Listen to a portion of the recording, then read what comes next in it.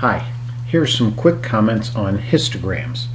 First, if you have Excel version 2016 or you have the Office 365 suite loaded on your PCs, this is very easy. Just a couple steps and you generate histograms. If you have an earlier version of Excel, there are a few steps involved, but it's still pretty simple. Histograms are grouped frequency distributions for continuous data. You must have continuous data. But other than that, it's more a set of guidelines that directs your construction of histograms. There is no absolutely correct or wrong histogram. Any number of bars could work. It depends on the message you want to convey to your readers. Typically 6 to 12 bars are used to construct a histogram. If you have less data, maybe 6 bars or so is adequate. If you have more data, hundreds or thousands of observations, usually 10 or 12 bars will give a good description or picture of the data. Now let's go to Excel. If you have Excel version 2016, the steps are very simple. Select the data. Here we have 200 observations. Go to Insert, Statistics Chart, click on that, and the first option is histograms. Click on that and you have your histogram. Couldn't be easier. Let's take a look at this histogram. There is a notational issue here that you may not be familiar with. It's the way that we characterize a continuous distribution on a number line using a computer. For example, the second interval shows data between 58.4 and 66.8. Well, you also notice there's an open parentheses and a closed bracket defining that interval. The open parentheses indicates that you are measuring from up to but not including that value. The closed bracket indicates that you are including that last value in the range. So for example, we are measuring in that second bar from everything greater than 58.4 up to and including the value of 66.8. And then in the third interval, we're measuring everything greater than 66.8 up to and including the value 75.2. Now the great thing about histograms constructed using Excel version 2016 is they're easily edited. You can change the number of bars or the width of each bar or interval very easily. First, click on anywhere on the axis, left click, and then right click and select Format Axis. Up pops a window where you can select either the bin width or the number of intervals. Here we have 9 bars in our histogram.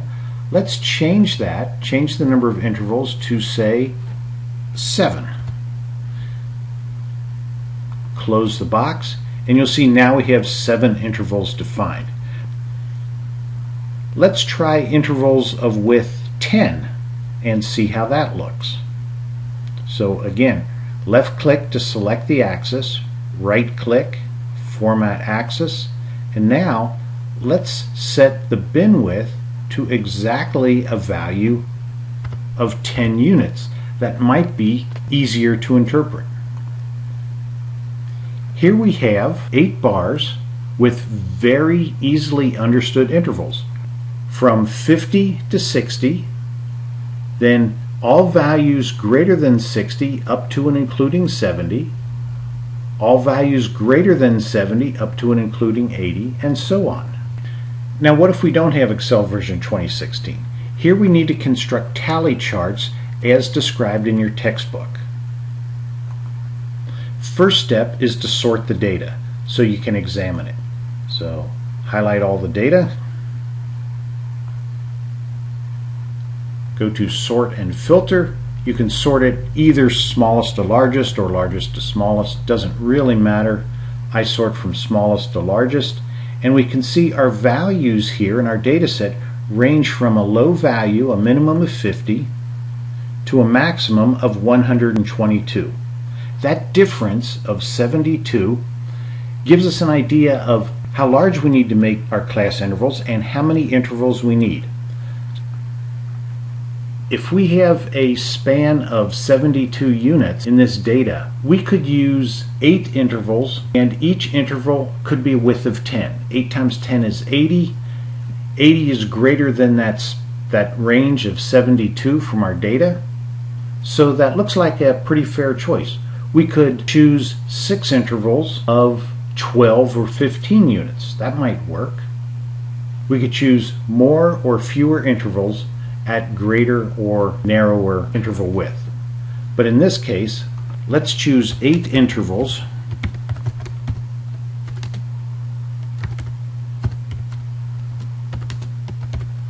with a width of 10.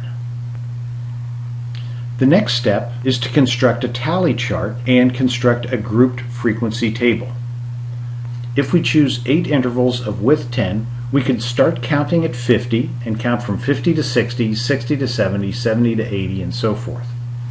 But I don't usually like to start right at the minimum value. I like to have the minimum value be approximately hitting in the center of our first interval. So let's start at the value of 45 and go to the value of 54.9. That'll be our first interval. Our second interval then will start at 55 and go to 64.9. And so on, defining intervals with a width of 10 units, and we come out with a tally chart that looks something like this. Our range again is from 50, which falls in about the center of the first interval, to 122, which falls in about the middle of the last interval. And we have 8 intervals defined. Now comes the tedious part of manually constructing histograms. We need to count the frequencies within each interval. The first interval ranges from 45 to 54.9. So we count the number of values between 45 and 54.9. Okay?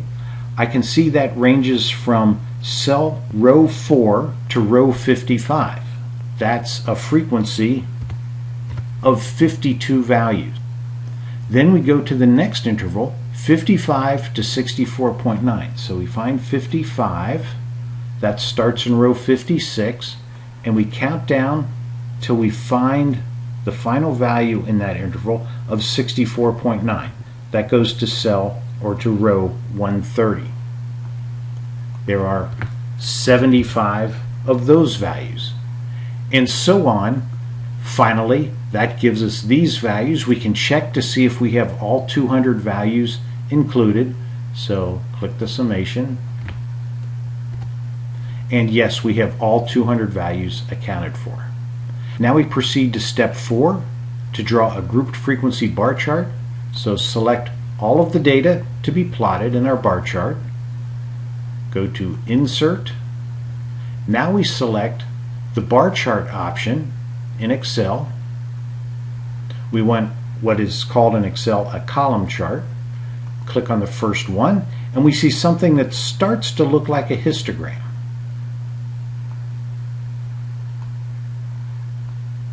But we know in a histogram that we're interested in the area of each bar in a continuous fashion, not a set of discrete bars. So we need to remove the white space between the bars. That's easy to do in Excel. Right click on any bar, go to Format Data Series, and here's a selection called Gap Width. Right now the gap width is 219%. You can slide the bar over to 0 or manipulate it that way.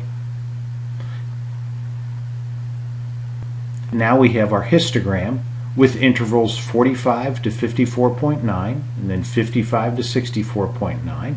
So we have a continuous range of data with 8 bars described. We can edit this histogram easily. Just click anywhere on the chart, go to the plus sign here.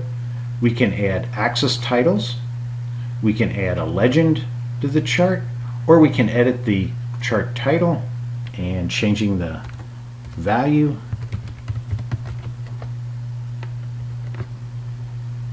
and we have our histogram. That's 2 ways to construct histograms in Excel. Thank you.